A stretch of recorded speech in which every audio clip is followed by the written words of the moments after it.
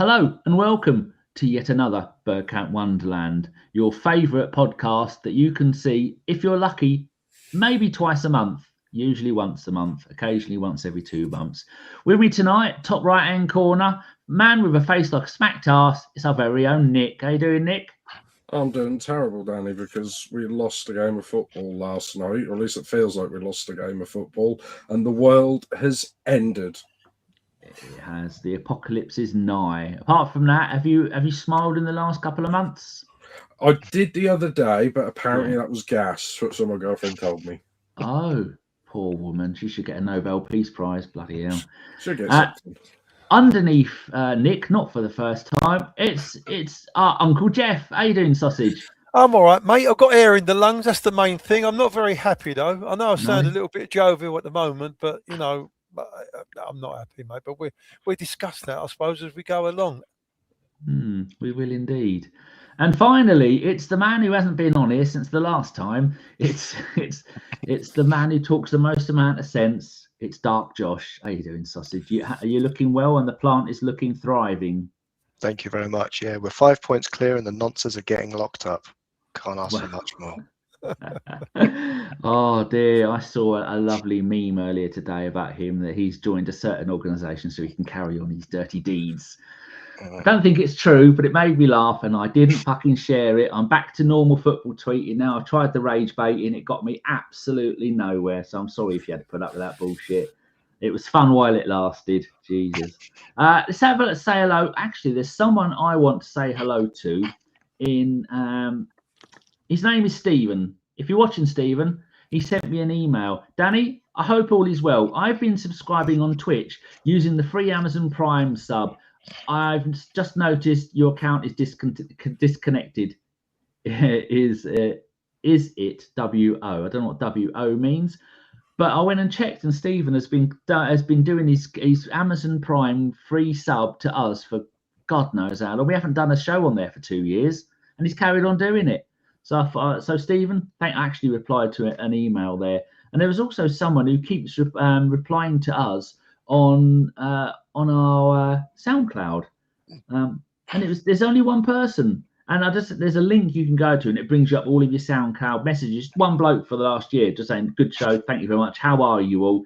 Didn't reply to any of them. So whoever you are, I think his name might have been Robert. Has he got no name? It's got no name. Yeah, but I couldn't find the link in the first place for the last decade, and then I found it, and now I don't know what it was again. I'm scrolling down and I can't find any comments, so I don't even know how the comments work on there. So, but yeah, thank you to you as well. Shall we say a little hello to the boys and girls in the chat? You got this Muppet who I'm gonna. What's the skinny on this, Josh? How many times do you reckon he's gonna get timed out by Nick tonight? This is Mac. Oh, I'm going to go with more than 5. More than 5. There you go, Nick. That's your job for today. Gunner Through says, "I'm to the death outside KFC at midnight." Excellent. Gunner Through says, "I am still massively disappointed, aren't we all?" Then he says, "Hello." Paul says, "Danny, wake up." When me and Josh were talking AI and Jeff's business, which is none of your business, so don't ask. I'm not sleeping. Gunner Through says, "Was the game yesterday the last wake-up call for the Gunners?" Probably not. Another one there. Stan, how you doing, sausage? Good afternoon. And Jimmy H, good evening, ladies and gentlemen, and Danny. Wise words indeed. Oh, hold on. He's put another one in. Danny, at the beginning of the season, I said the team would pass Odegaard. How close am I to being right? Well, Bayern Munich apparently want him. And, sometimes players who were great for us once, we outdo them and need new players. I think he might be out in the summer.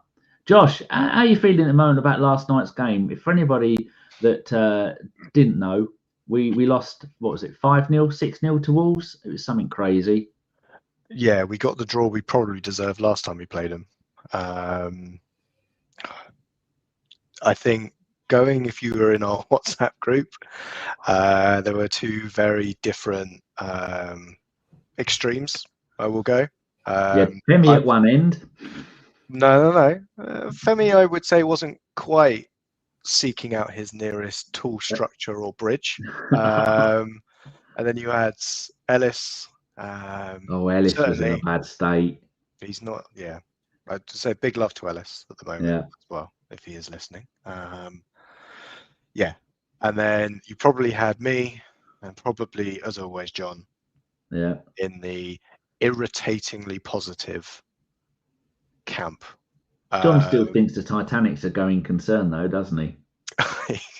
He still thinks that you could get it back up again. It'll be all right. No problems. Well, it'll be fine. You just patch it up. Yeah. You were very positive. You actually agreed with one of my tweets. I thought someone's hacked Josh. Someone's hacked him. Oh, well, you saw. It's not on Twitter. So, yeah, it's not me. There's somebody, if anybody who looks like me is on Twitter, they've got a sadder life than I, if they're pretending to have my life. But yeah, I found it incredibly frustrating to watch us play. There were great moments. I think we'll talk about Saka and the space he is getting is the space he used to get 3 or 4 seasons ago when people didn't realise how good a player he was. So I think there are small nuggets to take from there. I feel Gyökeres looked promising in those opening minutes.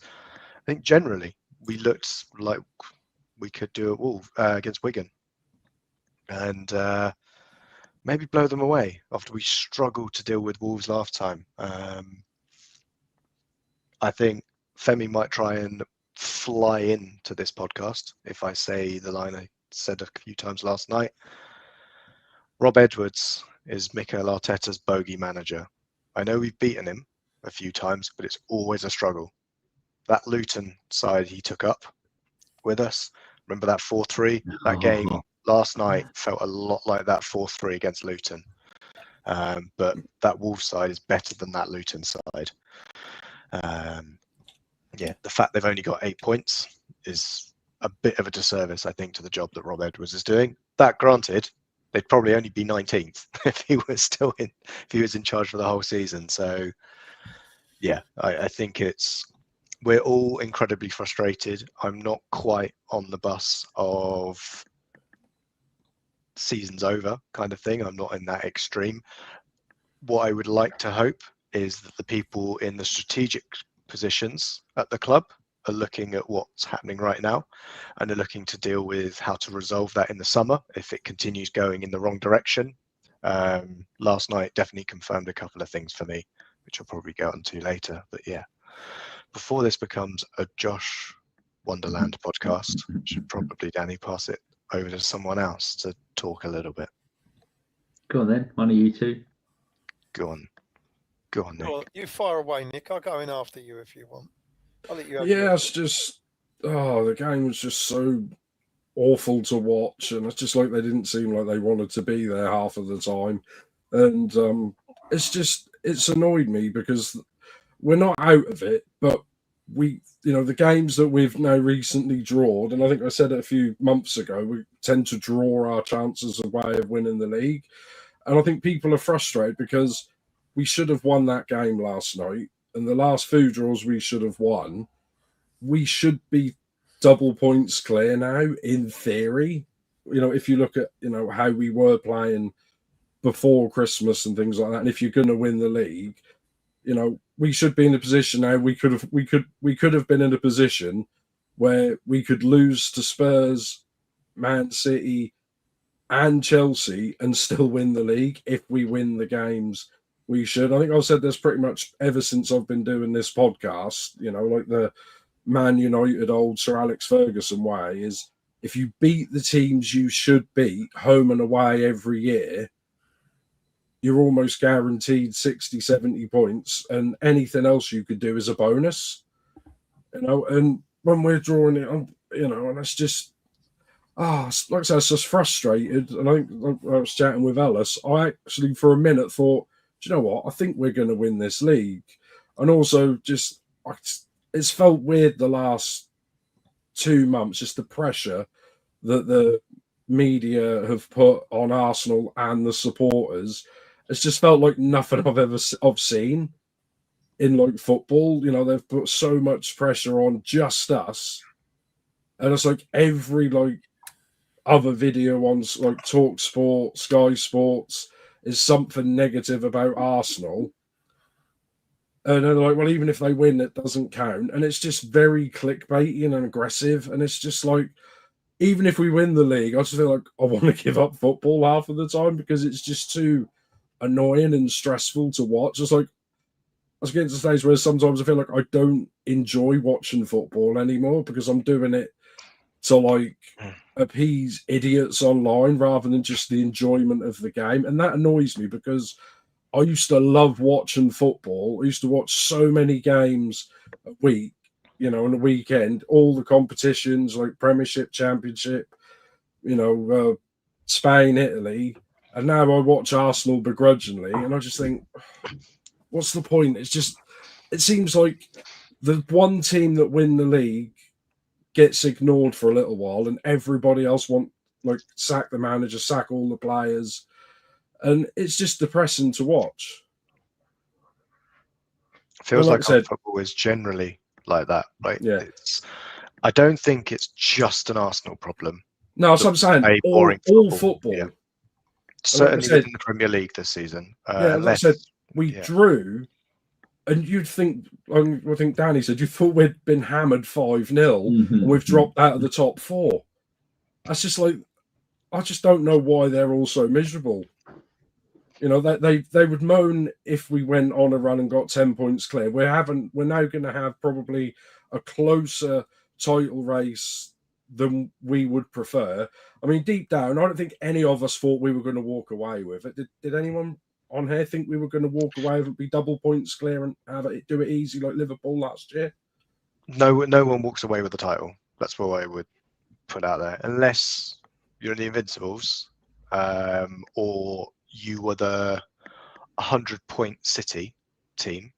I don't think anyone really runs away with it. Yeah, but Liverpool had 98 as well, didn't they? So it's not like they ran away with it. I mean, were we expected to win it by now? Were we supposed to be 15? But no club is winning it 11 games outright.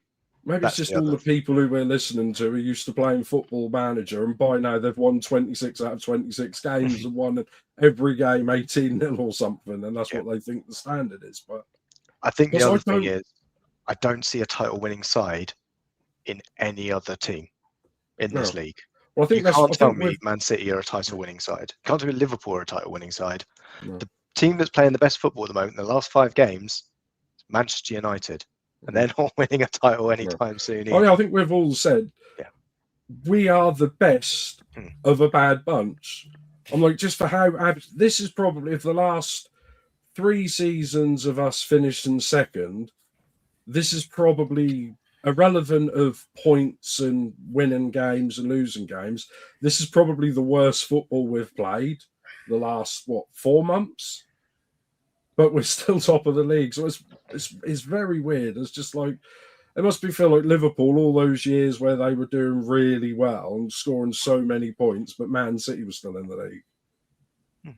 But I mean, I don't care. I'd win the league by default if we were the best of the worst. But I don't care if we win the league on 72 points. I could not care less because you can only play the teams that are around you. And the problem is, a lot of the teams around us just don't actually want to play football.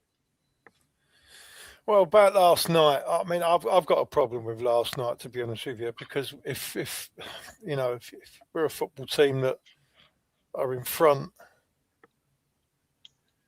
could have gone up to, was it 7 points if we won last night? Yeah. Mm-hmm. And I see a team, you know what I was thinking about it? You're playing against the Wolves team, the worst team in Premier League. Are they not currently the worst team in Premier League history at the moment with the points? They need one more point, right? Yeah, Derby scored 20 goals that season, and they won 1, and they had 11 points, and they've scored 18 goals, 1 win, and they've got 10 points. So then you've got a Sheffield United in there as well that was also double figure, very low double figures. We go up to a team that are obviously low in confidence, that they're struggling, and we've been a little bit under the weather of late. Cup games, you can take them aside, and we've had a decent couple of wins as well. But we have this has been coming for a while. I think everyone can agree that we've not really been playing like we should be playing, and I think that scoring so early after 5 minutes could have done us. It could have been the worst thing that happened to us, because I saw after the first 15 minutes, I saw us, especially after the goal, we more or less shut down. Now, I don't think for 1 minute that Arteta sends his team out there and says, let's press high early doors, win your duels, get amongst them, try and win the ball high, let's score a goal, and then sit off them, let them come at us, and then we try and break on them. And again, I don't think that is really. I mean, I know the setup looks like we're very cautious and passive, like we have done, like we've seen over the course of the season. But I just think that the team last night was so disrespectful to people that went up there. The 3,000 or something that went up there on a cold Wednesday night, pissing down with snow, and disrespectful to the players that you're playing against, because I think that when we got that first goal, that the players thought, oh, we can roll this mob over. And football's not like that. Definitely not like that in the Premier League. You're fighting against the team that are still trying to get out of relegation, and we let them back into the game. And I every single minute it was going on from minute 20 to half time, I could see him growing in the game. We just wasn't at it. Now, to be fair, Geoff, I thought that after 5 minutes, I thought we score one goal. Yeah. But this is me. This is not a player. I thought, we scored the first one. This will be easy now. 3-4-0, no trouble. And it seemed like they thought that as well. Yeah. It's a team that we've already eclipsed our clean sheet record for last season by now, and it's complacency, isn't it? It's 100%. Yeah, complacency. 100% complacency. And what I saw there last night is so disappointing, because the thing is, right, I played a bit, and I know in a team game like that, and especially at that level, the opposition, they might not have the quality, but they're going to be nearly as fit as you, if not fitter, right? And they're going to be set up. And they was terrified, and they was there for the taking really, really early. We scored early, right? And we talk about Nelly afterwards. We had a couple of chances in between, and we could have, any proper Premier League team that wins a title, or the prospective title holders, when they smell blood like that, they go and finish them off. Arsenal didn't. We just sat back and wanted to pass the ball about half-heartedly, done a couple of bits and pieces. But by the time we got to half-time, I reckon when the Wolves, we switched off, and when the Wolves manager got in there at half-time, he's probably said to them, listen, this mob have switched off, we got to go out there, get about them, get amongst them, right, and see how they take it. And they come out the second half, and I think for the whole of the second half, apart from us scoring against the run of play, really, right, they was a better team, Wolves, and we got what we deserved. In fact, I know they didn't have many chances, but the way we played, it was bad. It was really, really disappointing. And if we carry on like that, we ain't got no chance, mate. And I'll tell you another thing. For the last 3 years, they've called us bottlers. And I didn't agree with it at the time, because at the time, we had teams that were better than us at the time. This year, if we don't win it this year, we are bottlers, because I think we have got the best team. I think we've got the best squad, and I think we've had the best opportunities. Everyone around us have also dropped points, stupid points, and the City, Liverpool, Man United, they're not going to do that again. They're not going to be like that next year, right? So the way we've gone about it, and it may be the setup, I don't know. I do think we are definitely too cautious. We played a 4 and the 2 pivots in front of against Wolves. Sometimes I think you got to release that handbrake, mate. You go 1-0 up, right? You can see that they were shitting themselves, Wolves, who kept some. We was winning the ball high all the time, and even if they knocked it long to try and get it out, you had Big Gabby and Saliba eating it up, pushing it straight back in again, and we just the way we went about it, honestly, we didn't deserve anything last night. We didn't even deserve to get a point. I think, Geoff, was like we went 1-0 up, and straight away we were playing like we were 4-0 up with 10 minutes to go. Yep. And it's just weird. Did it surprise you? Because in the last game, I think we did beat them. What was the last minute goal? Own goal as well. Last minute goal. And you'd have thought they'd have said, hang on, I know this team are bottom of the league, but they nearly did us at home.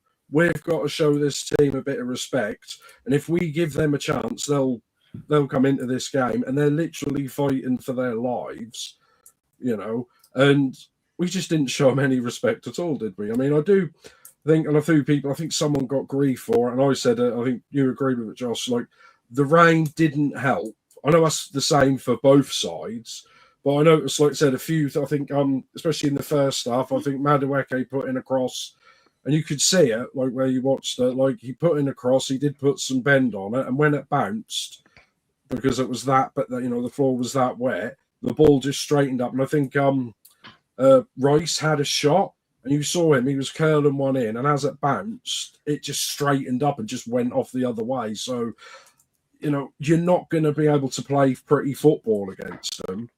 No. I know they couldn't against us as well, but I'm just saying that's what they say, can you do it on a cold Wednesday night, away at Stoke or Wolves and all that? And we've proved for years, no, we can't. Yeah, we mustn't invite them on. We was inviting them.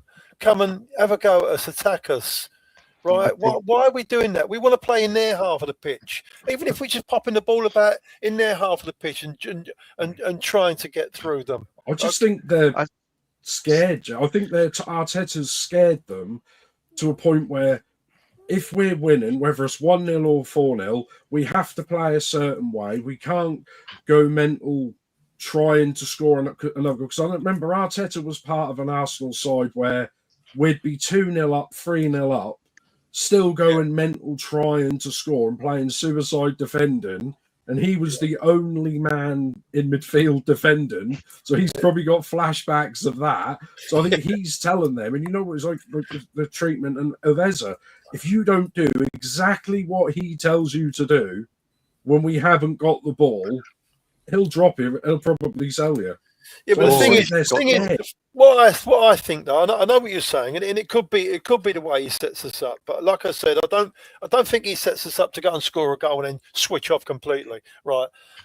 But you've got footballers on the pitch. You've got some experienced footballers on the pitch, but we haven't got a proper leader. Can you imagine if Tony Adams, right, was there, or Roy Keane, or John Terry, or one of those kind of leaders? He'd have been pulling them all about all over the place. The way we was just too languid and just popping the ball about. When you've got that attitude, it comes back and it bites you on your ass. And I said at half time, I said, if we don't change this system that we're doing here now, right? I said, we're going to get. Honestly, I can just see. I've seen this so many times before where we get caught, and we did. I knew we was going to get caught. It's it's the leaders with the cool head, right? Because we'll point to Rice, you point to Gabriel as leaders, but Gabriel tries too hard at some point when he's trying to overcommits. I think that's the second goal, basically, is Gabriel trying to go, oh shit, we conceded. I now need to do everything. Raya should have that. I think any defender who realizes what position he's in knows the only thing that's around him is the goalkeeper, and the goalkeeper's coming to claim it. But for me, the biggest issue and mistake I see is in the first goal, and it's allowing Mane to turn. So that's when the ball comes out, and you've got Saka and 3 players around him. I can't think of 3 players around him, and you let him turn. And Saka will rue the fact he signed a new contract beforehand because his 2-week wage fine is going to be twice what it was 2 weeks ago. That was absolutely hideous to allow that. The fact it then leads to a goal, just nip back. And that is because the mindset was there was just my back honestly. six has got it, isn't it? It's my back five have got it. I don't need to. Yeah, how much damage is that guy going to do? You know, I'll let him turn. He'll ping one out to the left back who's going to score his first ever goal. I think that's one of the things Arteta needs to add, right? Is we've seen this for years. Find every single player who hasn't scored for that club yet, or hasn't scored in about 15 games. The this is every single danger man, right? Because always seems to be that way for us. The second goal, kid's debut as well. I said to myself, there's definitely he's going to be a footnote when we get beat here. Exactly. I thought we was going to get beat. I really did. I thought they're going to nick 2 late goals, and he's going to be a footnote in scoring one of them. The year that we got beat. Absolutely, and it's the worry I kind of found is how quickly we revert to. It's not. I don't feel like it's a panic when we just clear our lines. Because we've been calling for it for years. Stop playing out from the back, clear your lines, reset, and move forward. But we haven't got someone up top that can win duels. That front three, a ball is not sticking to them at all. And we saw that last night. And it's one of the things that it seems crazy to say we miss Mikel Merino because if he was up top last night, we don't have so much pressure on us. Because he'd win that aerial duel, he'd hold the ball up, and then he'd lay it off. And Victor Gyökeres is not that player for us. It feels like sometimes you go, he was unlucky today. The service wasn't there. Well, you know what? Some of those players do need a bit of service back from him as well. That's the role as a striker for Arsenal right now. Yeah, and as a modern number 9. That. Yeah, modern number 9. Even Haaland's putting in assists. I understand that, but at the same time, right? The way we play, where we get into our own low block, where we're just defending as well, right? Then the ball gets pumped up, and he's even if he's generally got 1 or 2 centre halves behind him, and even if he gets a touch on it, we've got no support. We've got no support helping him out. We're too far away.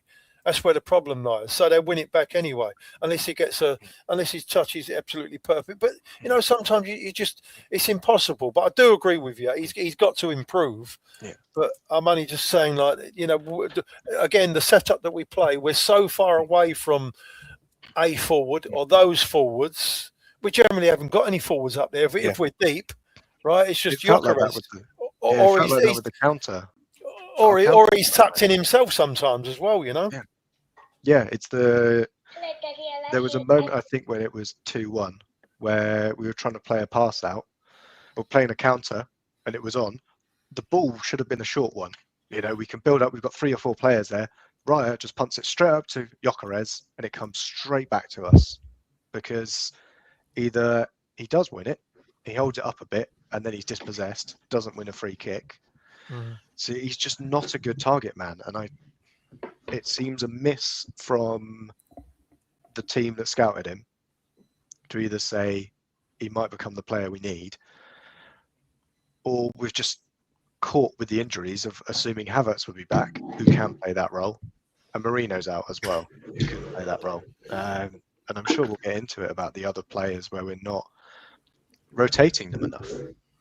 I think there's been games this season, and there was definitely games last season. I think Declan Rice is only on the field because he takes a good corner. And it's not for anything else he's doing. And it's to the detriment of Cristhian Nordgaard. And Danny, I think you've got the numbers on his minutes and the difference between the two of them. I think people are looking at Zubimendi for it because nobody likes to do what sometimes needs to be done and go for Declan Rice. Zubimendi has been our player of the season. And he will, if we win the league, for me personally, I think he's player of the season in the league. Player of the year. Well, Zubi's played 2,272 minutes in the Premier League. Nordgaard's played 32.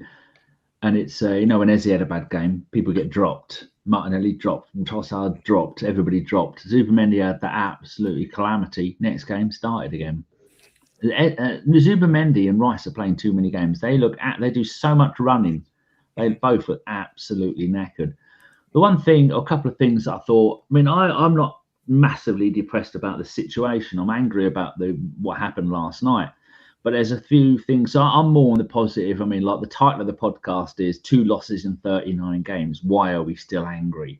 The analogy I can put when I'm watching Arsenal, you see those cooking shows and someone's got a carrot and they put their fingers and they put their carrot and they chop, chop, chop, chop, chop, chop, chop. And you think any moment now they're going to cut the ends of their fingers off and you go, oh no, any second now. That's how I feel when I'm watching Arsenal. We go 1-0 up, then we go 2-0 up, and Arteta goes, oh, I've got a touch of the Emery's here. I'm scared to lose. Right, everybody defend. And everyone knows defend. Rather than going, there's only 2 games this season when we haven't done that. Leeds home and away. 5-0 and 4-0. That's the only times we haven't done it, Geoff. This is the thing. We seem apart to from go, Champions League, obviously. We seem to go 1-0 up, get in front, but then we forget how we can play football. Just, you can still just retain the ball. You see our work last night was absolutely shocking. You're playing against a team that are nowhere near technically as good as you, right? Keep the ball. You can keep it. We play more dangerous passes when we're in our own half than we do in the final third, right? Or in the mid range, okay? Just pop the ball about. Make them work. Make them run all over the pitch. And then we'll play our way back into it. But I think there's a psychological thing there. I think that the press, they know the pressure's on them, and we're not coping with it well.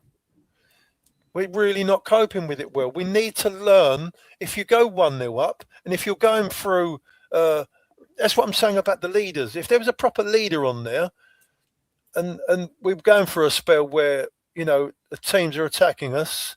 Say, right, okay, listen, let's hold it together, keep nice and tight for the next 10 minutes, get the ball back and start passing again. It's really not hard, and they've got to believe in themselves, because we've seen Arsenal and the players that we've got pass teams off the pitch in last year and the year before that.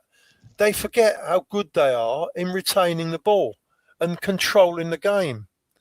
We didn't see that last night. It was absolute chaos for the last 20 minutes, I saw.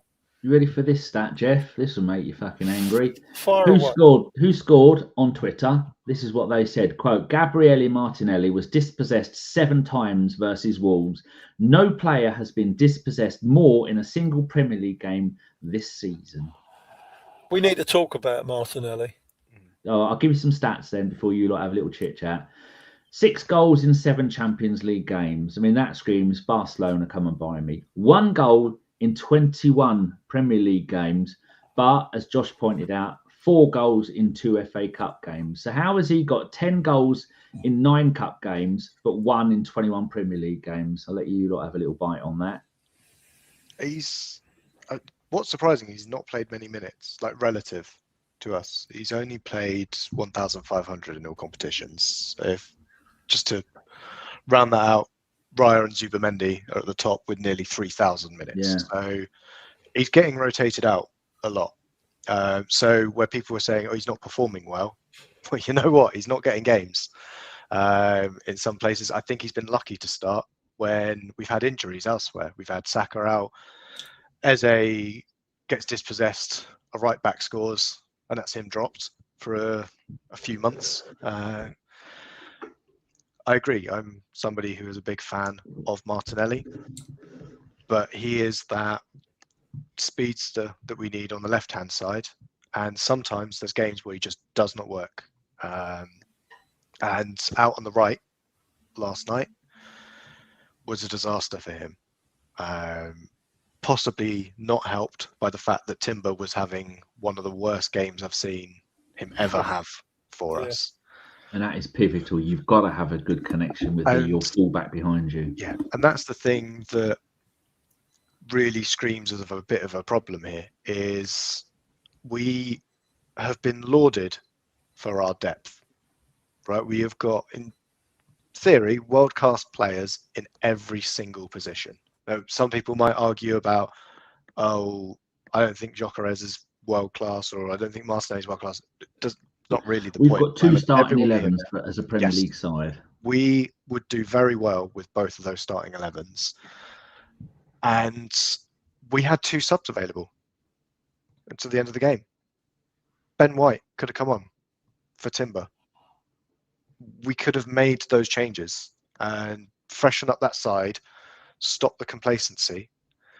But instead, we end up kind of burying these players. They get into a level of, I don't know what Timber's issue is at the moment. All I've seen is a lot of us making assumptions and excuses for him, saying he's played too many minutes.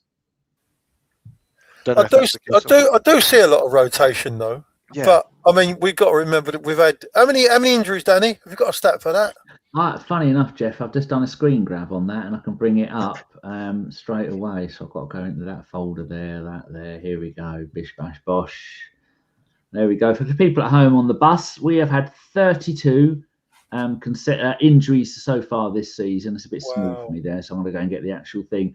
Ben White has had 3, Calafiori 3, Odegaard 4, Havertz 3, and Saka's had 2, and a load of other ones. So far, without updating it from last night, they have missed a combined, since the first game of the season, 956 days out and 183 combined games out. That's probably about 190 now, because currently we've got Dowman, Marino, Havertz, Odegaard, and Ben White. But I think Ben White's now back. And in that list, Calafiori's obviously back as well. I've not updated it because I was too angry. I didn't even cook dinner last night, Geoff. I was so angry.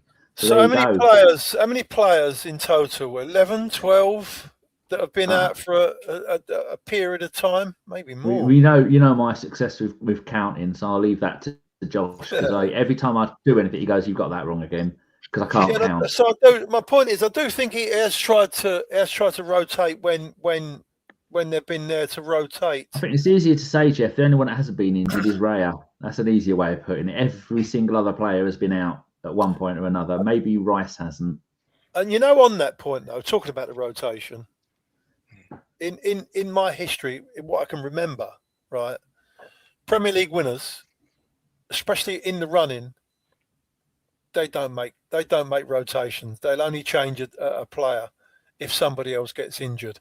They keep the same team in there all the time, right, and they slug it out and they get there to the end. And if you're lucky enough to be like a Man City and you lose a good player, you can bring another player in. Now, that's what I thought we was going to do this season. So me, from now on in, I would have the best 11 on the pitch that we have got and play it all the way through to the end of the season, as far as they can possibly go. Maybe if an FA Cup game pops up, then you can just totally rotate. You know what? We're in the fun of the Carabao Cup now, but if the FA Cup, listen, we might have to swallow on that one, because we're not going to win 4. I promise you that. We was never going to win 4, right? Yeah, it's nonsense, right? We've got to shoot for the Premier League first, in my opinion, and then the Champions League. Yeah. That's in my opinion. So, and because the Champions League is a knockout competition, anything can happen. You get some dodgy decisions. You concede a late penalty. You can make stupid mistake in the last minute in one leg of a tie, and then that game's over. Anything can happen in that. Where the league, you've got to be more consistent. I ain't got to tell you, So I personally, I think, and I like the rotation up to now, but now I think we've got to play our best team every single game and see how we get on with it. Oh, that's for later. Ignore that. Yeah, Josh or Nick, you've been quiet for a little bit. It's Arsenal fans. We win 8 games in a row. That's it. Quadruple. We're going to do the quadruple. It's all over. Everyone might as well just give up. We draw 2-2 at Wolves. That's it. We're going down. That's the life of an Arsenal fan, isn't it? I mean, if you're at home or on the bus or having a poo, walking the dog, or both, Nick actually smiled then. Wind. Fanta fruit twist that made me burp. That's what it was. That's not what that is from Riccardo. I don't think it is that. I just think it's the attention-seeking people on social media, and they find on TV, and they get them to come up and say things. And I just think, I don't know, like the people on the side, I was like, I don't know anybody who talks like that and says things like that. We're going to win the quadruple. I'm like, we haven't won the league for over 20 years. You think, we could be like 12 points ahead with 5 games to go, and we're still going to be sitting there biting our nails, think we're going to bottle it. True. Until that's how are we not going to be? That's how we are. But I don't know. What were we actually talking? Were we talking about Martinelli? Yeah, we were, but there's so much to cover. What do you think, Nick, about his inability to score in the Premier League? It's just it's literally a different competition. There's just no. It's obvious that when we're in a cup competition where you have to win games, draws, it's not worth drawing, because if you draw, you go to penalties and you're out of the cup. And in the Champions League, people need to win, especially when we're in the first few seasons of this new weird format. So people aren't thinking, well, we'll take a draw here and we'll beat them in the home leg, because there's no home and away leg against one side like there was. So everyone's trying to win. And he's actually, when you look at the goals he scored in the Cups and in the Champions League, he's counter-attacking. We're probably getting more counter-attacks in one game in the Champions League than we're getting in 10 games in the Premiership. A lot of his games, I think, you see him, he's just sprinting and he's putting them through, and you just think, that's why. And if he's not going to do that, if he's going to, got his back to goal and he gets given the ball and he's surrounded by 3 players and the whole team is parked in the 6-yard box, how's he supposed to counter-attack and score a goal when they're where he wants to run? That's what he likes to do. So, and also similar to Saka as well, I mean, Calafiori's been in and out a lot, who started as our main left back. So sometimes he's like, well, who's passing it to me? Well, he prefers to pass it this way. He prefers to pass it this way. I know they completely, they chucked it. Didn't they play him on the right yesterday as well at times? And you just think, shocking. And I was really angry at Arteta, to be honest, because we're now going into the final third of the season. Hopefully this happens now. We get a couple of weeks off, or do we get? Is it 2 weeks off or 10 days off or something? One week. After that, one full week or just 2 weeks in total? It's 28 days this month, so that's why it seems longer. 22nd until the 1st, but it's only actually 7 days. Don't we play Spurs and then we get a weekend off and then we come back the following weekend to play Chelsea? So we get nearly 2 weeks off, I think. Unless Piers Morgan was lying, which is we play Spurs on the 22nd. We play Chelsea on the 1st, which is a week. Then we've got 3 days to Brighton. Then we've got a big gap in March from the 4th to the 15th, and that's international. Yeah, I think that's what we're saying. But, I always think if you're going to win the league, you should start off a certain way in the middle, and the final third, I think you should not completely change how you play, but just tweak it a little bit and then play a certain way. Because I think we got a little bit found out around Christmas time and just after. And I think we're still getting found out now. And yesterday, and I don't know if someone got injured in the warm-up or whatever, but now he's decided he's going to play Saka at 10 when we've got Eza. We're paid 60 million for sitting on the bench. And I'm like, in a run-in to win your first league in over 20 years, and you're experimenting. I'm like, what the fuck that are you screams doing? Pre-season, doesn't it? And desperation. Yeah, I'm like, why are you? I like Saka. I'm like, he's spent 90% of his time on the right wing of Arsenal and 10% as a kid playing at left back when we had injury crises. Why are you why are you playing him at number 10? So he's out of position. Martinelli's out of position. The full-backs are thinking, well, where's my man I'm used to playing with?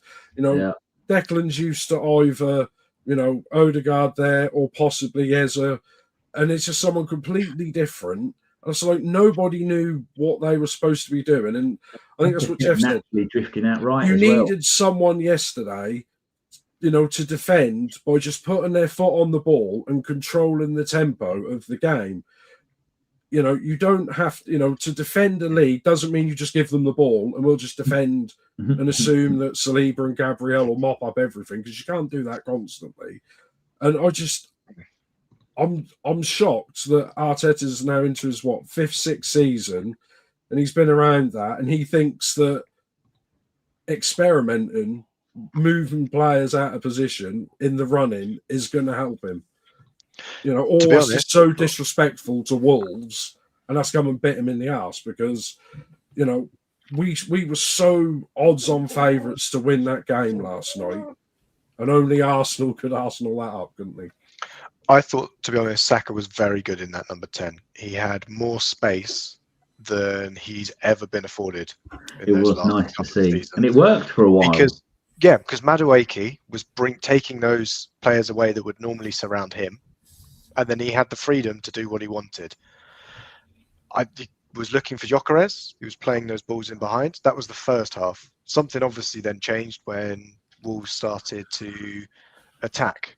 And obviously we lose a bit because Saka isn't the best defender, even to anyone that we have there. Eze's not the best defender either.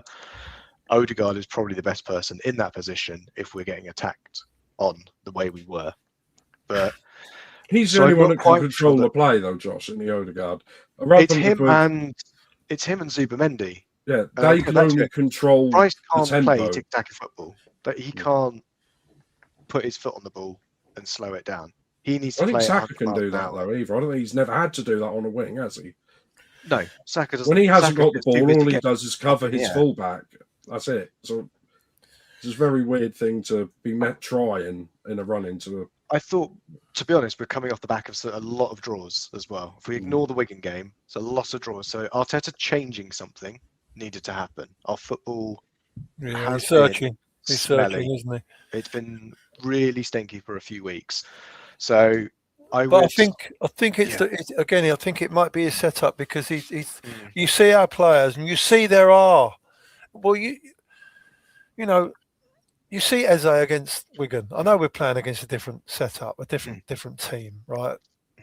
He'd get on the ball, have a look round, bang it straight forward through the lines. The first goal we scored, right? And you see when Marino, when he was fit, one of his last games, he was on for a little while. As soon as he came on, got the ball, he didn't care. He looked up, just banged it straight through the lines. We need our players to have a bit of courage, right? And I think that's why they've been held back, maybe. They've got to find that perfect pass. They're scared of giving the ball away. They're scared of being overturned. You've got to knock it in sometimes and move up the pitch. I thought, as you said, for Wigan, it was a really good... In hindsight, I don't think we should have stopped at 4. We decided to take a break, didn't we? We thought 60 minutes. You know what? Let's take 60 minutes of rest, and we'll do that instead. Yeah. I think that helped. That complacency moved into the next game. Yeah. If we went and hit them for 10, like Man City did to Exeter, I don't think we see that game that we saw. Got everyone confidence up. Yeah, everybody. Looking at the number of goals we scored, I'm just looking at our goal scorers in the Premier League, and it is a scary list if you look through our forward line, because no one's on double figures. Trossard, Jurrien's on 8, and I think Jurrien's had an awful season. Trossard and Saka are both on 5. Then you're down to Eze on 4. 3 of those he scored in one game. The other one he scored against his old side, who miss him massively. I might get him back next year. Then you're looking at Madueke on 2 goals, and you say Martinelli on 1. Odegaard's on 1 goal, but we've barely seen him this season. And then that's it. It's just too passive. No goals out of our forward line. Yeah. The first thing that we do is let other teams get set. And they've got everybody behind the ball. I don't care. There's no way in the world. Okay, you're conserving yourselves of if they overturn you with a ball, but we're not going to get anywhere. It's so much more difficult when there's all them players in front of you, but you've got to try and get through, and that's why we can't pass through the lines. It's difficult. We've seen some great teams over the years where we'll win the ball, and we just fly past everybody or pass through people. And, you know, on Raya be 1-against-1 with a fullback down the left-hand side. And I know the game's changed, but we are not. We let everybody get set before we reset. And when by the time we reset, the game, you know, and that's why it's very dull. And all we're doing is we're pushing more pressure on ourselves. I think I might be one of the most unlucky people, Geoff, that I get to have to watch Brighton at the same time as well, who also playing awful football at the moment. Yeah. So it makes me wonder if it's the whole league, that there's only one winger that is playing well out of the entire league. And Danny, you want to come onto it? Man City bought him and have said, actually, it's probably the first time Pep hasn't spoken to a player and asked him to play his way. And he's just gone, you know what? I've no idea why wingers aren't scoring this season. Just keep doing what you're doing. Yeah. And he's keeping up that front of form. I do think we bought the wrong man. I've got to be honest with you. We should have bought Semenyo. We should have bought Semenyo instead of Eze. But when we bought Eze, we were thinking, has Arteta ever seen him play? Because it's not an Arteta player, is he? I think Eze, you know, he costs similar money. Yeah. Noni Madueke. No, Go back to that. That was similar money. I understand we needed to find somebody who would be happy competing with Saka, and we know that's difficult. But you have to go there. I think we could have got him Semenyo out. Arsenal fan as well. Just got to pay the money, haven't you? Yeah, it was that extra 10 million. I think because we were too busy trying to think, we might need some money elsewhere for a striker. We're still trying to do lots of deals here. We just didn't. Yeah, we clearly found the money somewhere for Eze. I think we could have found it for Semenyo as well. Yeah. There's something I was thinking about this season. How many teams out there, how many of the 19 Premier League teams, their goal of the season is going to be against us? Wolves is going to be last night. Liverpool's is going to be the one that beat us. There's going to be half a dozen teams in the Premier League who are having absolute world-class goals. Some have never scored a goal in their life. Yeah. And then that's going to be the highlight reel, goal of the season award against Arsenal. Maybe even the Premier League goal of the season. Oh, top three. Remember when we had the top three once with Bergkamp, and I think they had two of that top three.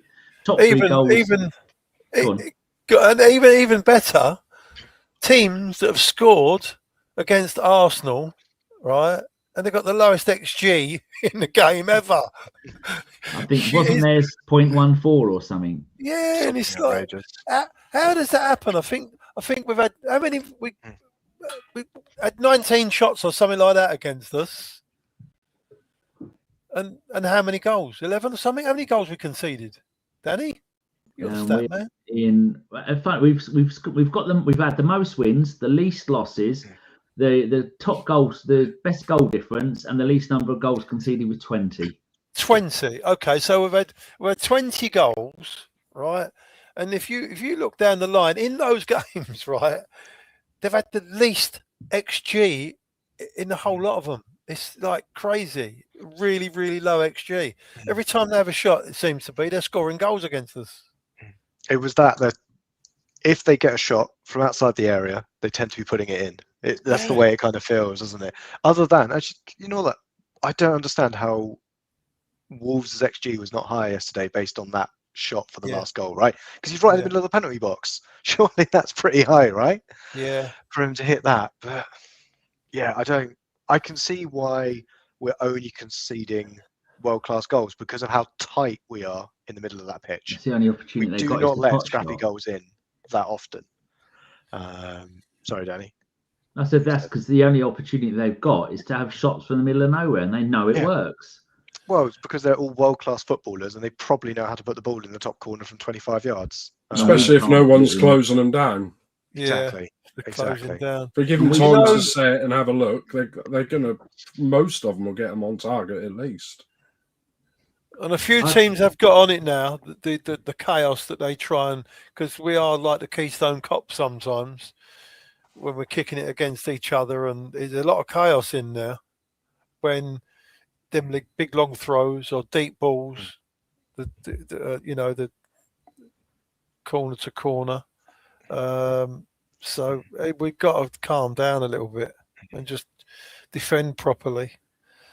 I wanted to go on, Geoff. I thought you were No, breathing. you carry on. No, I was going. Me breathing. It's a sigh. Sadness. One of you touched on it a minute ago. I made another note. City spending £84 million in the January transfer window revitalised their first team, and both have been excellent.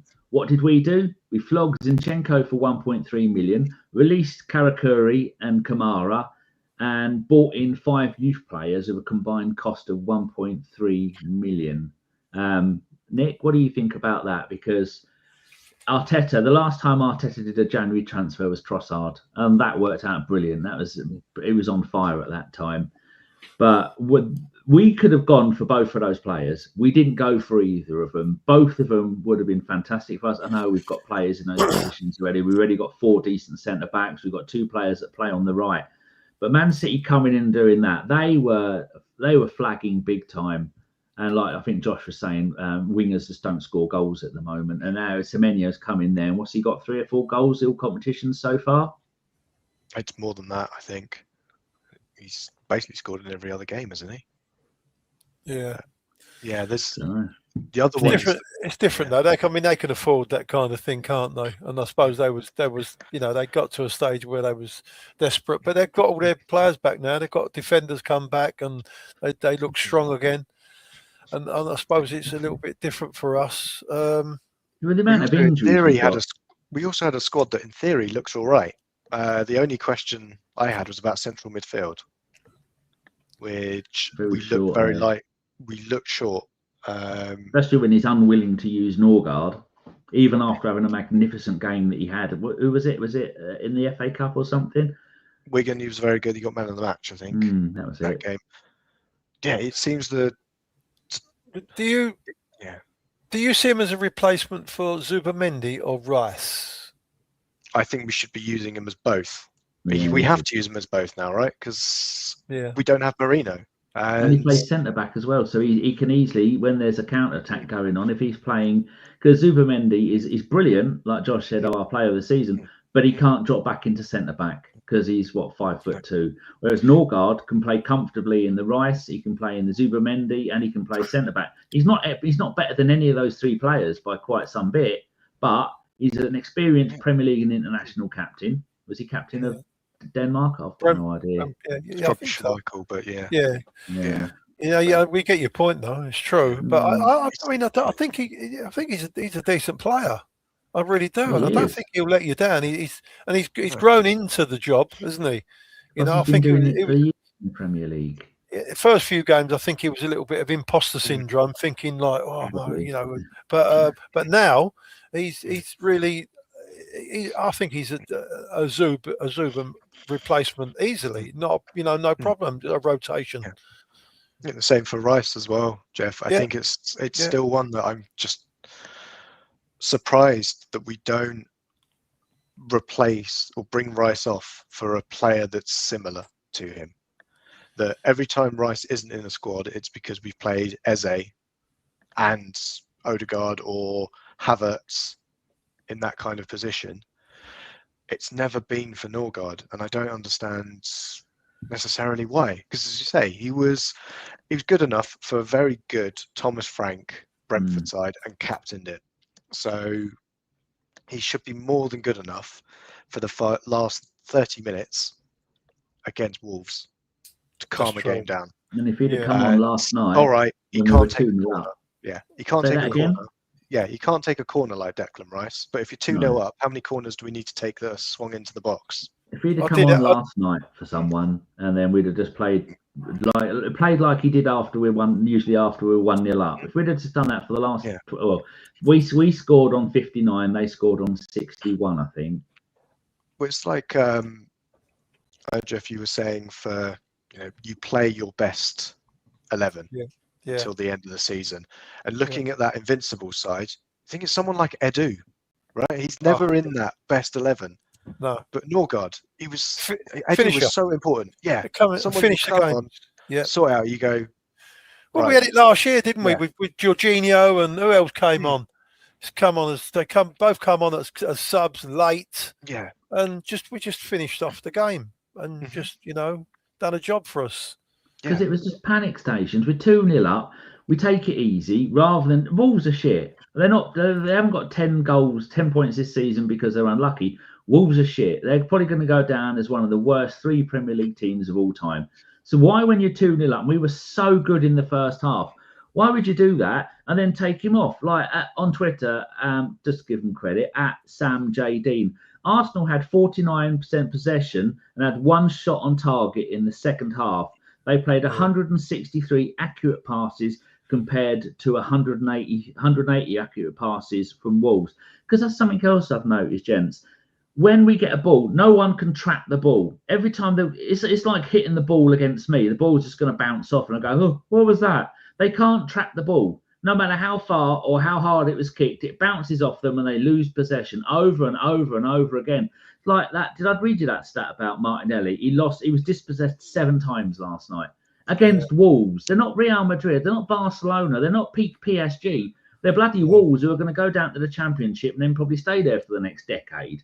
It's just unbelievable how many times they get dispossessed because they can't track the fucking ball. Yeah, and I don't even play football ever. Can't protect it. You're talking about Norgard again, though. And I noticed Norgard, he is one that has got the courage to pass the ball through. He really does. The first thing he does, he always looks up, and there's a space there, he'll just bang it straight through. We need just what we need. We need progression. We need to move forward, get the ball in. I'd rather play the ball in the opposition's half, right? Because that's as far away from our goal as we can make it. And while we're up there, we might score 1 or 2.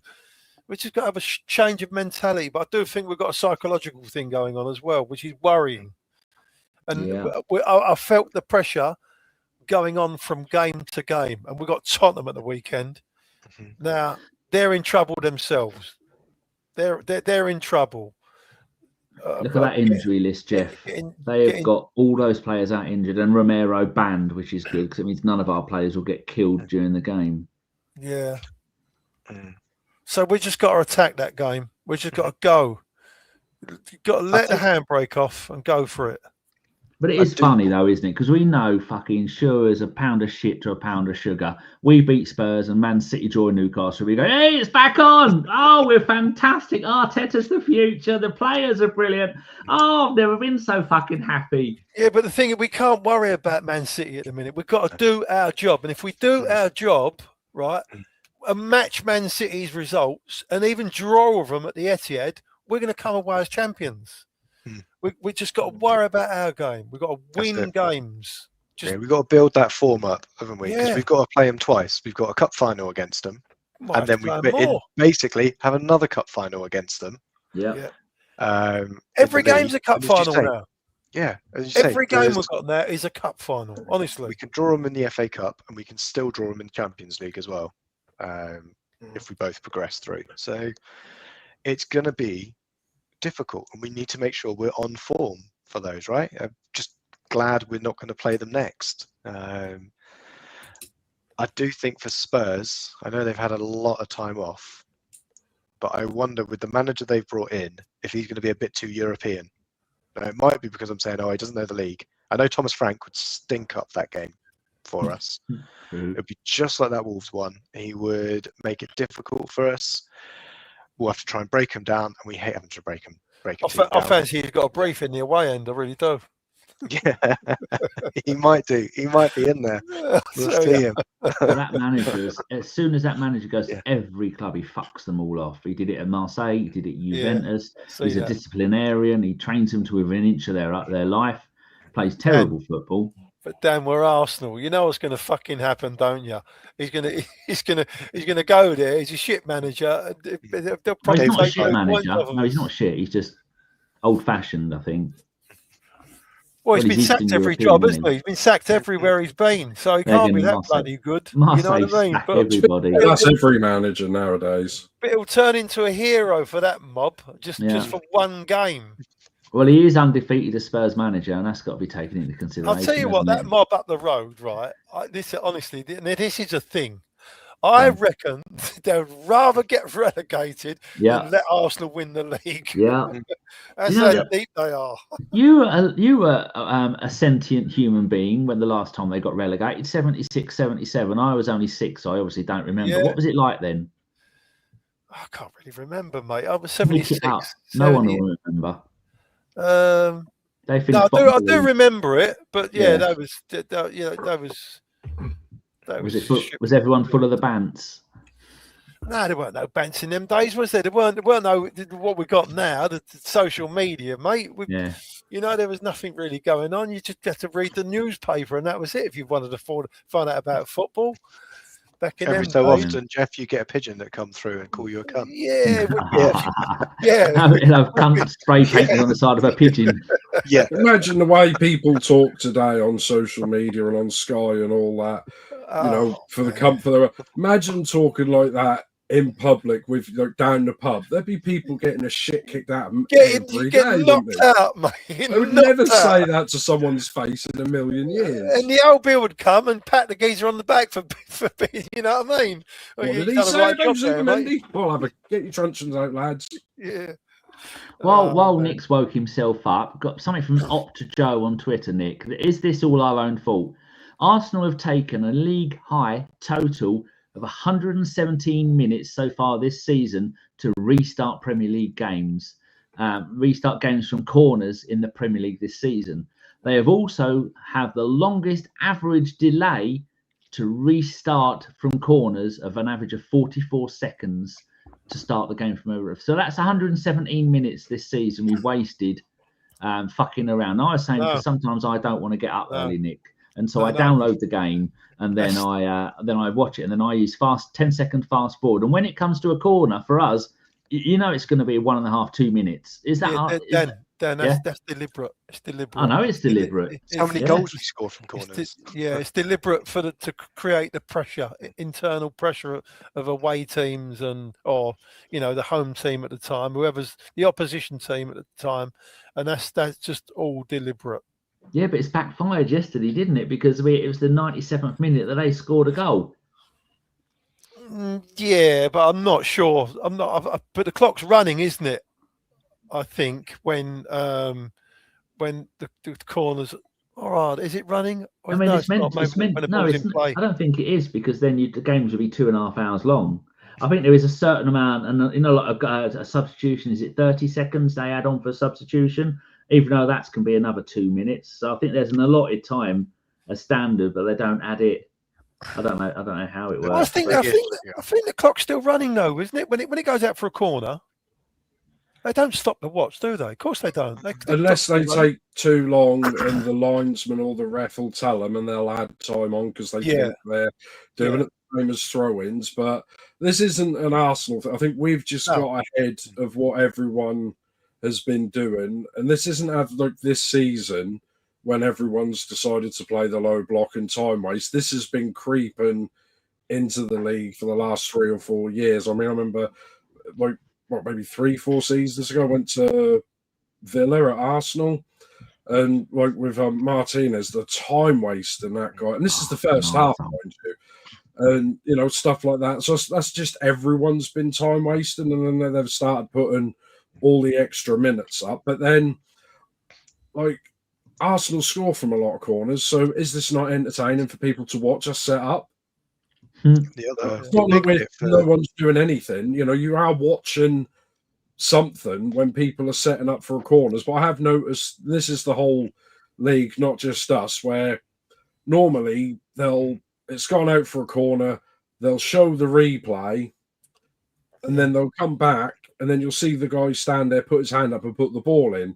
Now they show the replay, they go there, and we've not even put it in the D yet. So I think that's deliberately done to annoy him. So that's also the reason it went to 97 minutes is because we had a player that was knocked out. Unbelievable. And not given a second to get, Yeah, I saw that. They had to do concussion protocols before they could do it, and they took him off. So, and they're saying, oh, he got, and you just, like you say, you see social media and people just stir on it, and then people believe in what people say rather than watch it, saying that it's Arsenal's own fault we got an equaliser because our player was pretending to be injured whilst time wasting. And I'm like, did you not see what happened? Yeah. Did you not see the guy? I mean, you could. He was wobbly, wasn't he? He was yeah, wobbly I mean, when he got up. you saw the guy. He took half a step, and I thought, well, it kind of looked like it from that angle that he gave him a little to the side of the head, and then the other angle, you're like, maybe, but you know, even when he got up, he needed a standing 8, didn't he? Yeah. I mean, to be fair, he doesn't look like he looks like he's concussed most of the time. So when he gets a whack anyway, I mean, you've always said that, Josh. He needs a whack before he starts playing anyway. He does, but maybe not in the head. Like that. Yeah, not a head. whack like that. Normally in the ankles will sort him out. Right. But yeah,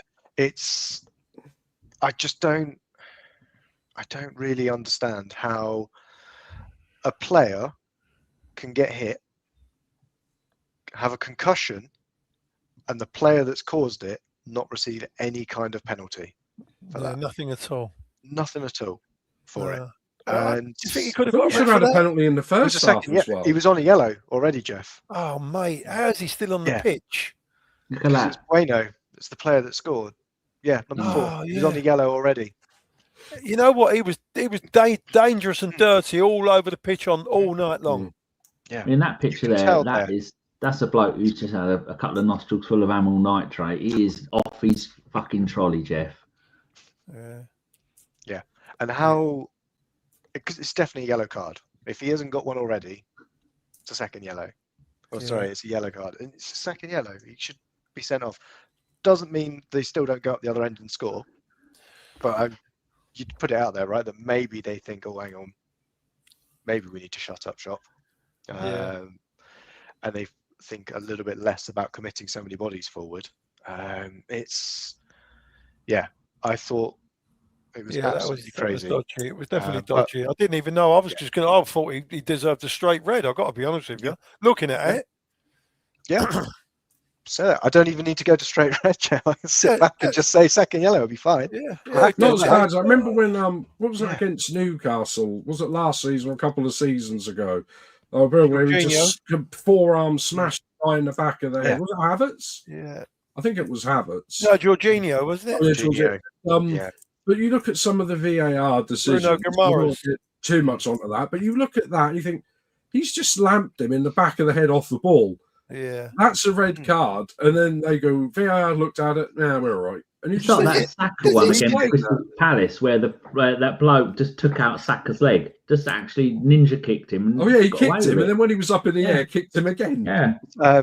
We did it last season as well. Gabriel forearm smashed somebody. He should have been. We've never done anything. Shush. How dare you? Yeah, I do. I remember. How dare you? That was this season against. It wasn't that bad though. He did. The geezer did. Who was it? Was it a Brighton player or one of your boys? Probably deserved it. Our lot would probably go in to try and smash him, miss, and still get sent off. What do you think about the FA, last round of the FA Cup, gents? About the no VAR? Did you prefer the games? If I was an Aston Villa fan, probably not. No. Crazy. Absolutely crazy. Yeah. No, the referees have forgotten how to referee. Yeah, that was evident. Or they are just so reliant upon the VAR that they've forgot there wasn't any VAR for a moment on those particular matches and just let it run, thinking, "Oh, we would have VAR catch that." I thought that's what it was. The handball was such a weird thing with referee, that we tested VAR in the FA Cup and the League Cup, and then we were okay. We'll have it in the Premiership, and now we won't have it in the FA Cup when we tested it in the FA Cup. That doesn't make any sense, does it? It's I think the other thing as well, Geoff, as you say, for that handball, I feel it's really unfair that they named the referee there and not the linesman on that side, right? It's the left back. The liner's like 10 yards away. He should be in line with it. He should. What are you not seeing? Yeah, exactly. What are you looking at? Yeah, I don't mind if the referee didn't see it because he's got a whole pitch to look at. He wasn't far away though. The referee wasn't far away. He was looking at it. You say, Geoff, with that handball, it's not like he jumped, handballed it and landed outside. He's still in the area. He never left the area. So how did he give a free kick on the edge of the area? Yeah. Unbelievable. I've always said that you should look to NFL and there should be 2 linesmen each side, and that maybe another an assistant referee on the pitch. Huh? And the rest. There's loads of them on the NFL, isn't there? Oh no, yeah, there's millions, but I mean, Mr. Waffles is there. Hello, sausage. He's not sent me any nudes for a while, thank you. Yeah, as in, why can't we have 2 overlapping linesmen? Because one will give offside and one won't. That's why. Well, one each side of the pitch on both halves. Yeah.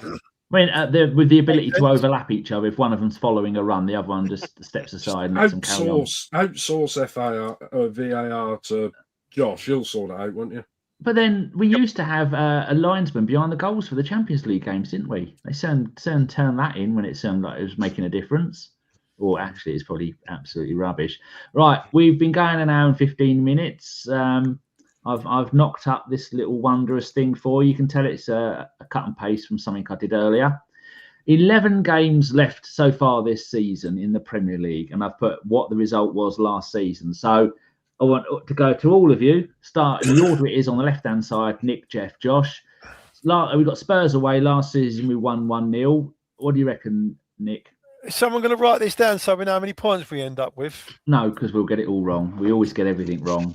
Apart from you with your bloody trophy, you managed to get a few right in your time. I might look back at it later and make a note, but then, you know me, I'll probably completely forget. So who's going Nick, first? We'll go as it is on the left-hand side from top to bottom. So Nick, what are do you want going to us to do? Well, the result last. If you fucking listen, the result last season, Spurs away was 1-0. How do you think we're going to get on? The same 1-0. Anybody disagree that we're not going to beat them? No, I think we'll win it 2-0 though. I think we'll do it 3-0. Excellent. I think we're going to win. Great. I'd love that. Chelsea home last season, we beat them 1-0. I'm going to say that's going to be a draw. Yeah, draw. No, I think we'll beat them. We're beating them. Too good for them. It depends on who. Do you see they all went to Dubai on a plane or something, and you see Hernandez dressed like a 1980s rapper? You know, not who was it? Who was that white rapper? Who? Vanilla Eminem? Ice. Vanilla Rice. Vanilla Ice. He was dressed like Vanilla Ice with those really wide jeans on. I thought you looked like an absolute. Brighton away. Josh, we'll let you go first on that. You're the expert. I should be smashing Brighton. They're shit. Really? Really? Oh, Geoff. We haven't got long enough for me to talk about how terrible they are. All right, okay. Well, I'll go with a win against Brighton then. Yeah, me too. Nick? Draw. God, Everton at home. We should be beating them, shouldn't we? I know. Should be beating David Moyes' team. I'm going to go for a draw that game, you know. Pressure's on us. At home as well. David Moyes. It's what we've got either side, because as Danny's saying, Champions League comes in and around that. I think we've got a Champions League game after Everton, haven't we, Danny? When the fixture falls. No, Brighton's on the 4th. Bournemouth. Yeah. Brighton's on the 4th. Everton. We've got about 2-week break till Bournemouth because you've got the international break then, I think. The Champions League hasn't been drawn yet for us. That's why there's a couple of gaps in the schedule. Yes. Okay. Yeah, that's the reason why. So I'm pretty sure we have a Champions League game that drops in there. Everton away, they've only lost 4. They're 5th place. Everton home, they are all the way down in 14th. So they're much better away than they are home. So this is going to be a tough game, I think. Has the Moyes effect worn off yet? I think we'll beat them, but it's going to be narrow. I'm gonna go for a draw with that. I think they're pretty tight on us. Bournemouth. Draw. We should beat them, shouldn't we? Good side, Bournemouth. Yeah, We're at home to them though. I think we beat Bournemouth. Bournemouth away, they've only won 5 games. City they've away. only won 3. Nick, what are you saying at Bournemouth, Nick? Bournemouth will beat them at home. Yeah, we'll smash them 4. City away. Pass. Jesus, yeah, that's the one we're all stuck on. I'm going to say we're going to lose it. We've lost it every. I say you just put what we put. I swear we lose it every season. season. 1-0 last season. Thing is, if they need to beat us to leapfrog us, that'll be a different game than if we're ahead of them by a lot or they're ahead of us by a lot. Do you know what I mean? Yeah. You'll find a way. I think it'll be a draw. I think we'll smoke them out. Just get a draw. Newcastle will beat them. It depends what Newcastle, though. Whether they got 10 Champions League goal hero, old matey boy, old with the 60s perm. And because there's two Newcastles, isn't there? There's one where they all get behind it and they do well, and then there's the other one they completely collapse. Which one are we going to get, though? I mean, we're at home, so I'm going to have to say win. It's win. Their away record is terrible. I want to play the Newcastle that played City home and away just recently. That's the one I want to play. Yeah, that one was all right. Oh, that one. Although I wish that the Newcastle that turned up in the Champions League this week turned up at City. Yeah, later. Well, Newcastle and Fulham have only won 3 away games each this Long season. journey back they've got, though, from that carrier bag, haven't they? Was that carrier bag? Yeah, they were at carrier bag. 6-1. 6-1, though. They can just send the girls' side over there. They'll be fine. It's just a little bit further than the down moon. to us, isn't it? How far Newcastle is away from London.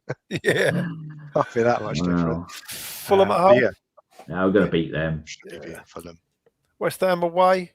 They've got a bit of form, West Ham. Banana skin. Yeah. No, we beat them. West Ham at home, they've only won 3 home games this season. They've scored 17 and conceded 27.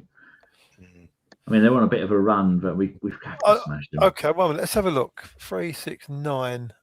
I think West Ham away is the day we win the league. Wow. I mean, yeah. I mean, they've their Palace one hasn't been organised yet, and we beat Palace anyway. So I hope we never put all your money on this, but to have West Ham away and Palace away, I mean, there's not much easier games in the Premier League at the moment, are there? Because Palace have only won 2 home games this season. You expect Palace will be on their holidays by then, can't They're on their holidays now. Do anything. Well, no, but especially West Ham, if they're either down or not. Yeah, Burnley will be down. That's what I get. I want to play some teams that actually want to try and win and not going to celebrate a draw like they've just won the bloody FA Cup or something. Well, Palace's problem is they do like to play a little bit of attacking football, don't they? It's a shame they're just no good at it. We could send West Ham down that day. I'd rather send Tottenham down. Yeah. It's like that. Win the league and send West Ham down at the same time. You know, Spurs have only won 2 home games all season in the Premier League. Oh, don't say that. Don't say that, Dan, please. Oh, that's unreal. Danny, did you want me to add in the other competitions for where they fall? So after Brighton is where we play Mansfield. Oh, I'll bring it back up then. Yeah. And then before we play Everton, again, there's a Champions League game that falls in their first round, the away game. If whoever where it is, do we? Oh, the away game? Yeah, they've not done the draw yet. Then we go away to home to Everton.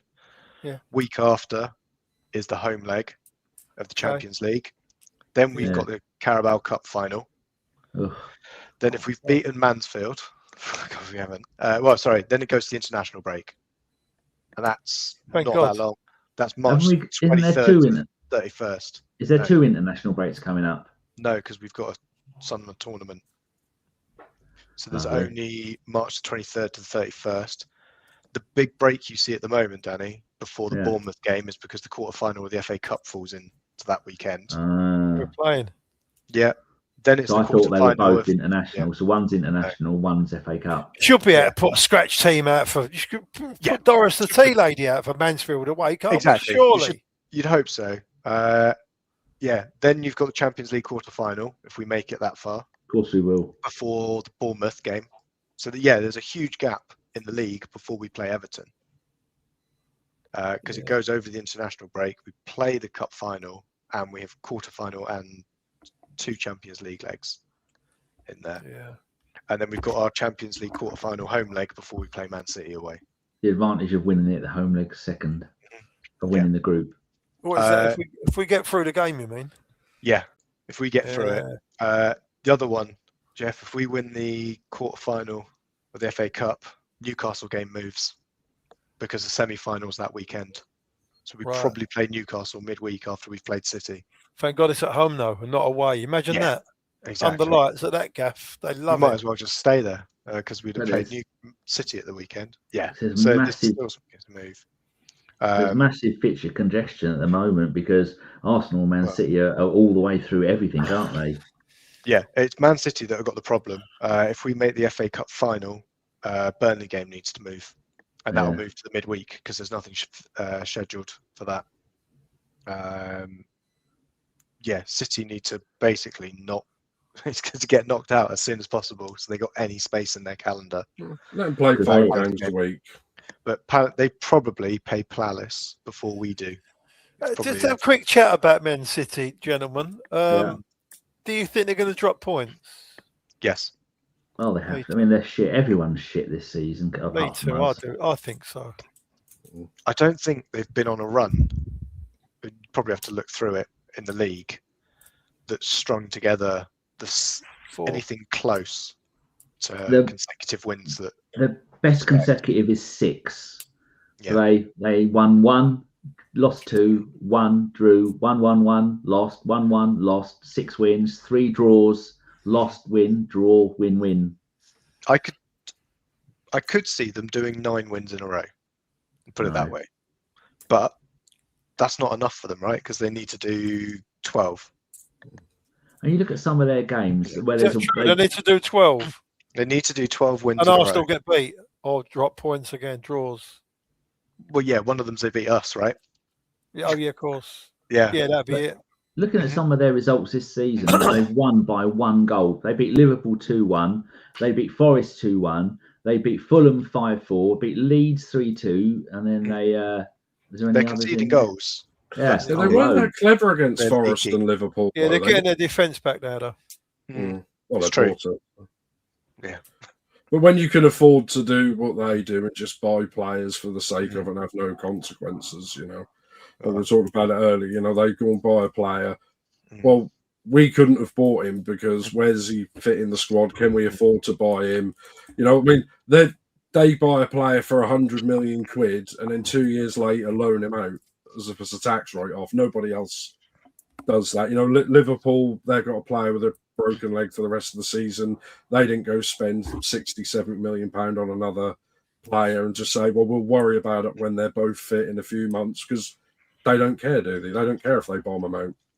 I think that's the hearing about James Trafford. I wonder if what Pep's going to do there, if he keeps that, because I know he doesn't like negativity in his dressing room, but he's just had his reserve goalkeeper go, when I signed for this club, I did not expect them 2 weeks later to sign Donnarumma. I was told I was going to be #1 goalkeeper. All right, I shut the bed.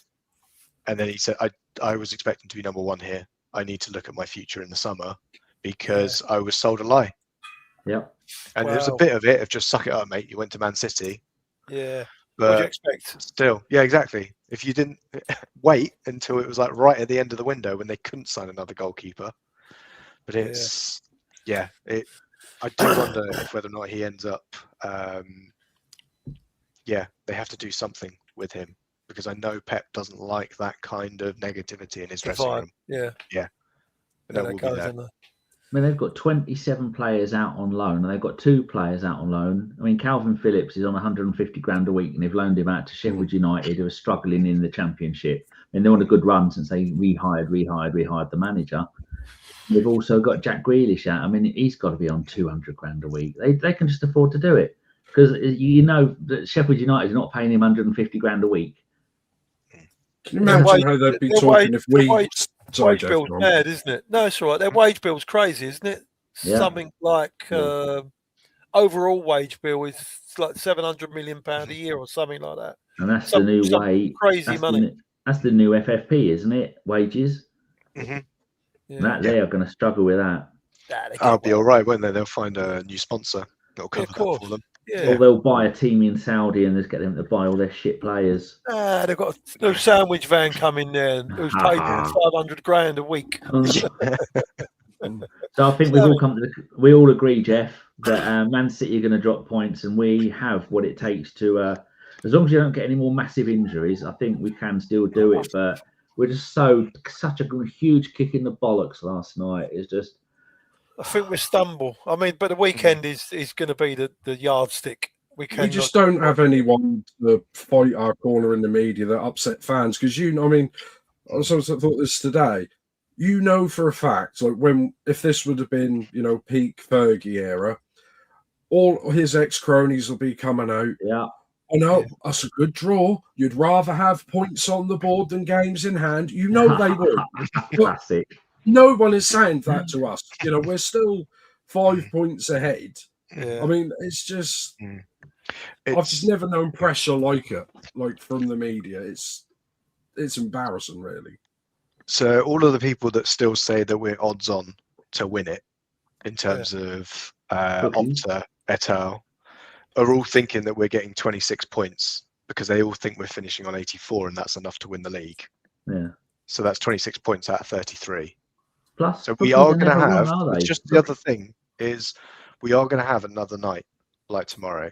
Or like last night, because we've got to drop 7 points. It's expected that we drop 7 points across our next 11 games. Because again, it doesn't look like we're going to go on a run anything close to what City would do. Or to be honest, what we did, not last season, season before. They put it all up on Sky last night, obviously, to go, oh yeah, let's see what happens here. In our so it was the final 12 games, we got 31 points out of possible 36, and that was 23-24, and that would be enough for us to win the league, obviously. And I just think it's Tottenham and Chelsea. If we can beat those two, right, then we're up again, and we'll cruise home. Yeah, those 3 games, Tottenham, Chelsea, and Man City. If we manage 2 wins and a draw, I think we're all right. We need to get the bastards out. It's the League Cup game that's the one for me, I think. To be that catalyst to see us through to the end of the season, irrespective of the result, right? Because if we get beat, we're not going to get demoralisingly beat like we used to. It's not going to be like a 5-0. If we're losing, it's going to be a scrappy. It's going to be a scrappy 1-0. Just bring someone on with 10 minutes to go and break Haaland's fucking leg. Done. Well, in the Premier League game against City, we need to bring out all the bastards. Let all the bastards have a game. Let's start Norgard and say, just go and put Haaland in a Boston back crab and break him. We're joking, but we know we've had that done to us before. Oh, game 49, game 50. That Carling Cup tie will get someone sent off in the 35th minute, and that'll be the end of it. Yeah, our first red card of the season. Wonderful. Yeah, we've not had that's one. The one that I kind of look at and say, if we lose it, you just hope we have the right reaction to go, right, that was probably, almost certainly, if we lose that game, it's unjust. Probably. How we normally lose to City. Yeah. We normally get a lucky break somewhere. Or we don't finish with 11 men. Yeah, exactly. And it galvanises the squad, and we go, right, we're going to have you when we go back up to your place.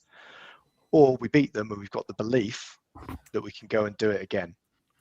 So that's a good point. If we're going to lose the League Cup final, it'll be on a replay you see later that there was an elbow in the face and they got a penalty when they shouldn't have done. Yeah, they tend not to do nothing stupid in a cup final, don't they? But the other There's thing a lot is more people watching. They couldn't screw us over in a cup final with VAR. Who plays in goal? Because Raya's had a touch of the Almunias lately, hasn't he?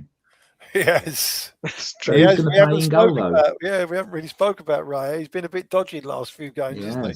Made a couple and the more unpronounceable plays, the better he looks. Kepa looks all right, doesn't he? He's not a bad understudy for us. Great understudy. Tell you what, £5 million, and in the summer he'll leave and go somewhere else for 20 million, and it'll be a decent profit on him because he ain't staying for another. If he's happy in London. And to be honest, he's not going to get in that Spain squad. He already knew that when he signed for us. There was no chance he makes that Spain squad for the World Cup. Someone gets injured.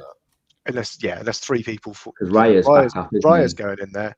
Unai Simon's going in there, and there'll be probably a Barcelona third choice goalkeeper. Maybe he'll push Raya down the bus on the parade for the Premiership. Maybe. He's probably getting his 130, 140 grand a week, and I expect he was You're well right. paid at Chelsea, so he's sure to worry about it. No, exactly, Jeff. He's happy where he is. He's settled, unless for some reason he wants to go back to the Basque Country, and sign there. But I'm pretty sure they've got a transfer ban as well. Deliberately. I'm pretty sure Atletico Bilbao have got a transfer ban. They have. That sign of Is it 18 months? Yeah. So he's not going back there. So we should be fine. The only thing of like that. What about loans? Loans? I think loans are probably allowed. Yeah. Anyway. The only other thing we haven't really spoken about, I think, since the last podcast, Ethan's loan. Yeah. Handed him over to a manager who probably had his resignation letter half written already. That was mad. I'm really. I'd be so surprised if we haven't got something written up somewhere. Because a man like Berta and we were talking about that with Carl, and he was like, "Oh, we need a loan," and I think I said, "Don't loan him out because he scores a winning." Like I said, in another alternate reality, he comes on against Wolves last night, put one in the top corner, and we win. Yeah, I know it's all ifs and buts, but I think I also said that where I said we'll loan someone to someone, and then they sack their manager after a few weeks, and then he doesn't fancy him anymore. It's the same thing's happening. I definitely think he would have got minutes over the last 4 games. Yeah, of course he would. Yeah, I don't know what why would he not want to be around a Premiership winning team potentially? That I think to it's be honest, one of those to go. This is looking in the long term, right? If Arsenal win a Premier League, it's not in isolation. We go on to win another one within the next 2 seasons. While Ethan's I'd be greedy. We haven't won this one yet. You're guaranteed next year. Well, that's why I opened it up. I said 1 out of maybe 3. I know. I just don't know. But it's that kind of thing, right? I just don't see how 4 months playing in France, and now he's not going to play as much as the new manager, probably. What that gives him personally over staying where he is to the end of the season and then having a season-long loan next year. I think this is confidence because he wasn't getting minutes, was he? He's still got Eze in front of him, and as Arteta said, Arteta's found it so difficult this season with the size of the bench and the size of our squad that he's got 3 players that aren't even travelling from first team squad players. Ethan needs time, and we've seen actually sending a player off to Marseille tends not to end too badly for us when they come back. Yeah, Saliba, and who was the other one? Saliba was the only one I could think we sent to Marseille. Guendouzi. Yeah, but when he comes back, who are we going to sell and make him a first tip for? Who's he going to take the shot? Well, you said that Odegaard was off to Man United, so there's the slot free up. Oh, he's going everywhere. I have heard that he's like Saka's signed his new contract, which is very good. They're putting the season ticket prices up, which is expected. Everyone's done it, but for some reason they only care when we do it. And all I've heard is he's been offered a new one, but he's stalling. So, yeah, I don't know. There could be a million reasons why. Would you part exchange him for Fernandes? God, I wouldn't give my cat. Oh my goodness! We were talking about maybe he fancies a new move.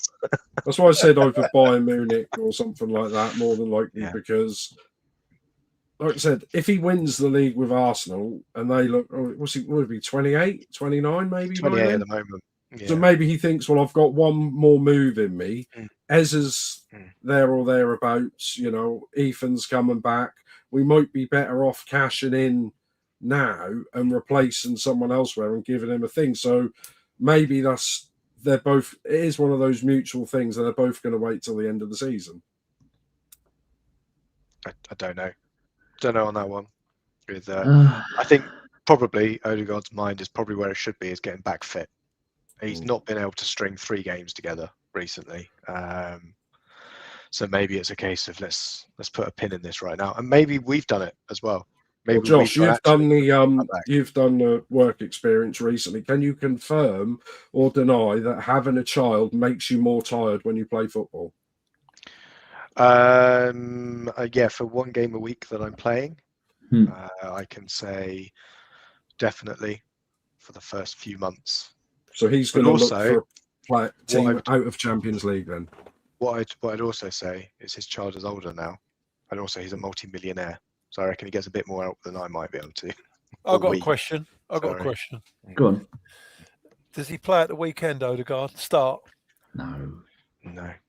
He'd be out. Perhaps it's late February, so... Oh, injured? Yeah. Yeah, he's still injured. Yeah, he's still injured. Okay. Arteta did his press conference recently, though, didn't he? Did he Got do a it knee today? injury. Said there's some people still out, but some people might. Well, Saka's back earlier than expected. Havertz is the one that's the... Does he come back quicker? No, it's all annoying that you can't get. I mean, Arteta must be furious that he can't have his best 11. I mean, when was the last time he's played the same 11 back to back? Probably November. In what, 1972? Probably not November, because that was during peak Femi, when every single game Femi was injuring one of our players. So, yeah, and then Carl is injuring them with the. We've had 5 players injured in the warm up. He's obsessed about it now. Yeah, I mean, maybe the Chelsea manager's right. Maybe we are doing something wrong in the warm up. We're putting Maybe we're just going to put injured players in their side when we play them in a couple of weeks as well. I think what we need to do is do more. Why do we have these mad things happen to Arsenal? Some mad thing happens once every season, sending offs, and it's like. And now we've had the. I mean, what is that? When you get, how can you get injured in the warm up? And they're just absolutely crazy. I just got flashbacks to what was that game in the League Cup or was it Red where the Ox was waving to come off in the centre circle when we were about to kick off. Oh, and then I think it was the League Cup or something, and then we brought Walcott on, and then he got injured and came off again after about 2 minutes. Sheffield Wednesday at Hillsborough. Yeah, it was at the Cup, and you just think, what are we doing wrong? If so many, I think Calafiori got injured in the warm up. Yeah, I then I realised what we're supposed to warm up, not break yourself. Oh well, Carl and I went through it. Yeah, 5. Yeah, there's 5 of them we've had this season. Well, I've made a note in the warm up. Yeah, 5 in the warm up here. Season, I've got Calafiori against Wigan warm up, but Saka against Leeds in the warm up. But I didn't make a note of the other times. I mean, that's never happened before to any team. I never ever. I mean, it's crazy how it keeps happening, and there'll probably be more. Absolutely crazy. It's mental. Bad luck. All right, it's been an hour and 40 minutes, gentlemen. Is there anything else anybody wants to say apart from happy birthday to ex-Prince? Hope you're having a nice day. Dickhead. Anyone else got anything to say? No. Nope. Well, that's that fucking crash. Cheer up, you miserable bastards. On to Tottenham. That's all I can say. Oh, what are the odds of an emergency podcast on Monday with old silk sheets? What do you think the chances are? I will be in Amsterdam when we play on Sunday, so if it doesn't go according to plan, I will do something and eat something, and I will forget everything. I was going to say, visit the old coffee shops, get stoned out of his arse. I've about 8 of these muffins and nothing's happening. You know what, Nick? You could be in the best place, mate. Yeah. If I was there, I'd be joining you. I probably see Zinchenko wheeling around in a wheelchair. Probably, poor bastard. Second game out for the season, and that's his contract done. 5:40 Pacific time. Stan and his mates are on the Arsenal fan circle. Occasionally, I listen to that, but what's that? If that's add 8 hours to that, don't you? So 8 and 5 is 30. That's 1:40 in the morning, I think. I don't do numbers. I always get them wrong. We'll stay up for that. Huh? We'll stay up for that. Stay in the man. Well, maybe. Yeah. Stan used to live in Amsterdam. He lived there for quite a while. Well, they do have a telly in their room, which is very good. I think, summarising the season, I think that Arteta needs to do mushrooms with the boys, and that'll put you and realise you don't have to defend all the time when you've got great players. You just attack. We saw it work for Ozzy Ardiles, didn't we, Geoff? When he took over and Spurs won every game 5-4. Yeah, did indeed. Yeah. Anyway, I've asked you for any more news. Everyone said no. So, Geoff, thank you very much for gracing us with your presence. You've been on nearly every pod this year.